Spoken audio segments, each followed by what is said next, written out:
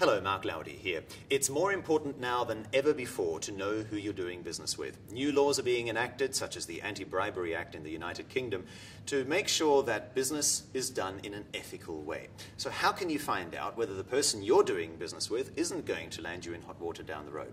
I'm joined by Mike Short, who heads the due diligence business at WorldCheck. Mike, what is the answer to that? How can you tell whether the person you're doing business with is above board? Well, it's all about knowing who you're doing business with. It's knowing about the background and understanding their track record. The issue we have with the UK Bribery Act is that we're not given much guidance by the Serious Fraud Office. We're told that we should have adequate procedures.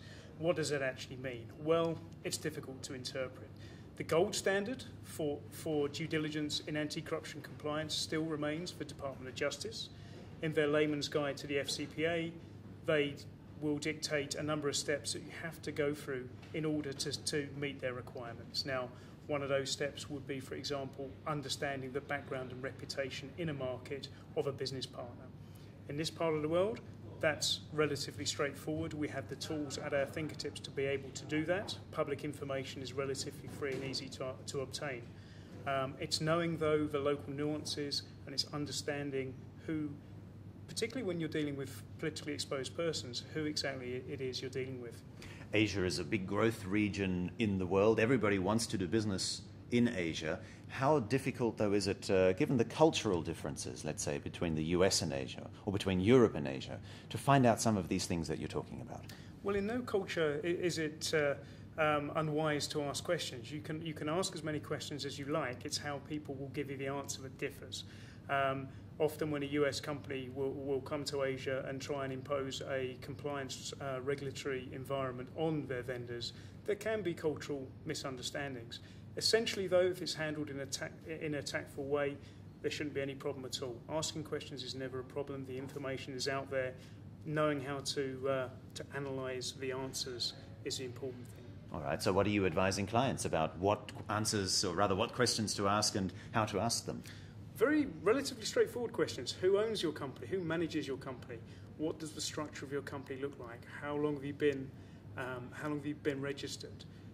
We do relatively straightforward checks, such as media searches, litigation searches, database searches, political exposure searches, and governance searches. The difficult thing is the analysis of the information that we bring. You have to have the local knowledge, and you have to be fully comfortable and au fait with the local languages in order to do the analysis properly. If you've got that covered and you know where to look for the information in the first place, you're in pretty good shape. And if you don't? You're on rocky ground. Asia is a very difficult place to find information sometimes. Although public information is freely available, it's not on your desktop. It's not like the States or the UK. You can't just go online and find information. It's out there, but you need to know where to look. Is that a shortcoming of the WorldCheck platform too? Absolutely not. No, we go out and we search information from primary sources. So if we're looking at a company in China, for example, we actually go to the company registry office that handles the registration of that particular company. Now, that may be in relatively straightforward places such as Shanghai and Beijing, but it could be in places such as Gulumukchai. That's a 5-hour plane journey from Beijing. You've got to go there and get the records in person. We can do that, and that's why our clients trust and use us. It may not just be in faraway places, but it may also be in Mandarin. Do you also help with the language and the analysis part of what you were just talking about? Oh, absolutely, absolutely. Everyone on our staff is bilingual or multilingual. Everyone in our China offices can read, write, and speak Chinese. The information's out there. It's just getting it into English and getting it into a form that our clients can understand and value.